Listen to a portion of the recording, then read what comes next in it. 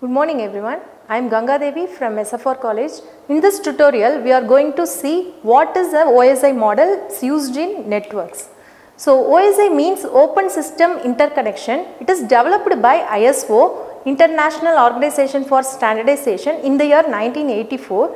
Since it is developed after the introduction about internet, so it's not used in internet. In our day-to-day life internet, TCP IP is used for that purpose. This one is the first frontier for that particular TCP IP protocol. Okay, it's a 7-layer architecture. It works collaboratively. These architectures, that is, these layers are working collaboratively to transmit the data from one person to another through the network. So here in these 7 layers, among these 7 layers, the lower 4 layers are called lower layers or hardware layers, and upper 3 layers are called higher layers or software layers. So let me see the layers one by one. The first and bottommost layer is physical layer. It is responsible for the actual physical connection between the devices. So it's used for transmitting the individual bits from one node to the next node. Here the devices used are hub, repeater, modem and cables. So in the second layer, data link layer, this one is responsible for the transmission of the data from one node to another. So here the data is represented as frames. In the first layer, it's represented as bits. Here the set of bits are organized as frames and it is affixed with a physical address of the system to which the data should be delivered. So also here in this layer, the error control is handled here. That is on transmitting the data, if any error is occurring means then it only handle that particular things. Here the devices used are switches and bridges.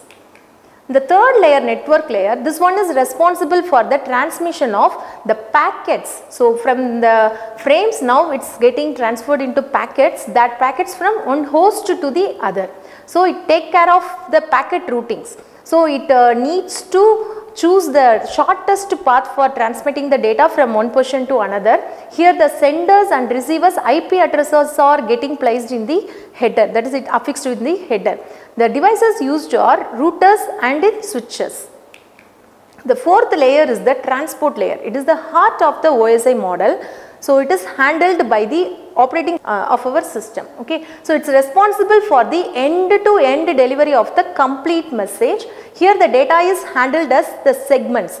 So here the data is affixed with the source and destination's port numbers. So we know what is a port number, some fixed port numbers are there, so that should be affixed here. So here it also responsible for providing the acknowledgement of the successful data transmission. If any failure occurs means it is responsible for retransmitting the data also. So here the protocol used here is TCP/IP, UDP, NetBIOS and PPDP. So many protocols are used here for doing the work without any problem. So fifth layer is the session layer.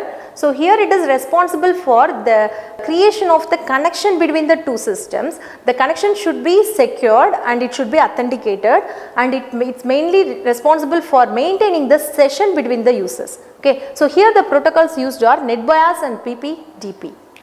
So sixth layer is the presentation layer. So here it's also called as translation layer.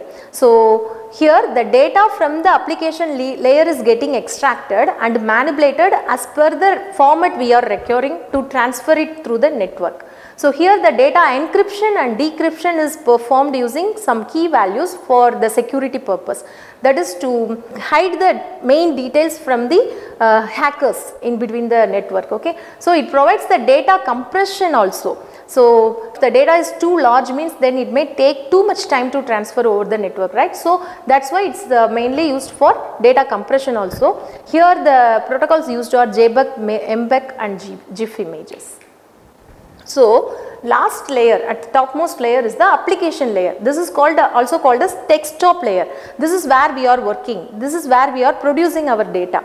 So the applications are producing the data that only have to transfer over the network. For example, if I am using WhatsApp, then I am creating some data that only I am going to transfer it through the network, right? So this is the application layer. So it provides many services like mail services, file services, directory services and etc. Here the device or protocol used is SMTP. Okay. So these are the layers available in the OSI model. So let me meet in next tutorial. Thank you.